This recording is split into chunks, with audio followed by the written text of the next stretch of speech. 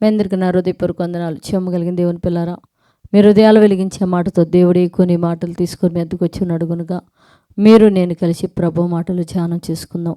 రాత్రికాలం నుంచి మిమ్మల్ని మీ కుటుంబాన్ని మమ్మల్ని సంఘాన్ని సమస్తానికి జ్ఞాపకం చేసుకొని ఊపిరిని జీవాన్నిచ్చిన దేవుడికి వందనాలు తెలియచేసుకుంటూ ఈరోజు దేవుడు ఏ మాటల చేత అయితే మన హృదయాలు వెలిగించాలనుకున్నాడు ఒకసారి వాటిని మనం ధ్యానం చేసుకోగలిగితే దేవుని పిల్లరా, హబక్కూకు గ్రంథం 2:4 రాయబడ్డ మాట మనం చూడగలిగితే దేవుని పిల్లరా, నీతిమంతుడు విశ్వాసం మూలముగా బ్రతుకును అని రాయబడింది దేవుని పిల్లరా. అంటే నీతిమంతుడుకున్న క్వాలిటీ ఏంటంటే విశ్వాసం మూలముగా అతడు ఏమవుతాడంట, బ్రతుకుతాడు అన్నాడు రాయబడింది దేవుని పిల్ల. అంటే విశ్వాసం అనేది చాలా ప్రాముఖ్యమైన దేవుని పిల్లరా.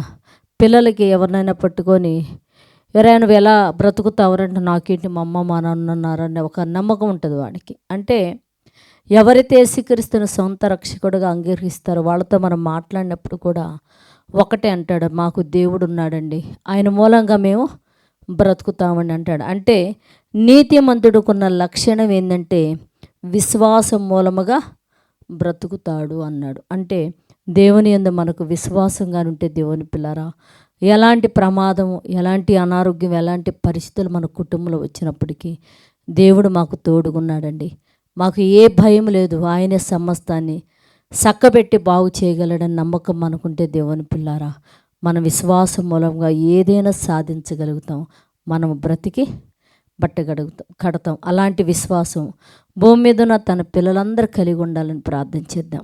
పరిశుద్ధుడా చెమ్మగలిగిన మా పరలోకపు తండ్రి, నాయనా నీ కృప కలిగిన నామానికి వందనాలు తండ్రి. నీతిమంతుడు విశ్వాసం మూలంగా జీవిస్తాడని చెప్తున్నావు తండ్రి. భూమి మీద ఉన్న నీ పిల్లలందరూ నీతిమంతులుగా మార్చి అట్టి విశ్వాసం కలిగి నీ మీద ఆధారపడే భాగ్యం బిడ్డలకి మనం అడుగుతూ తండ్రి. ఎంతమంది బిడ్డలైతే పొట్ట చేత పట్టుకొని ఉద్యోగం కోసం, చదువుల నిమిత్తం నా తండ్రి చిన్న చిన్న వ్యాపారాలు పనుల నిమిత్తం వెళుతున్నారో నీ బిడ్డలు క్షేమంగా వెళ్ళి తండ్రి వారి పనులు ముగించుకొని సాయంత్రం ఇంటికి చేరి కుటుంబంతో కలిసి నిన్ను స్తుతించి కనపరిచే మహిమ పరిచే భాగ్యం ఇచ్చి సహాయం చేయమని మా రక్షకుడు నీ కుమారుడు అనేసే పరిశుద్ధ నామములో ప్రార్థన అడుగుతున్నాం తండ్రి. ఆమెన్. మీ అందరికీ నా హృదయపూర్వక వందనములు, ధన్యవాదాలు.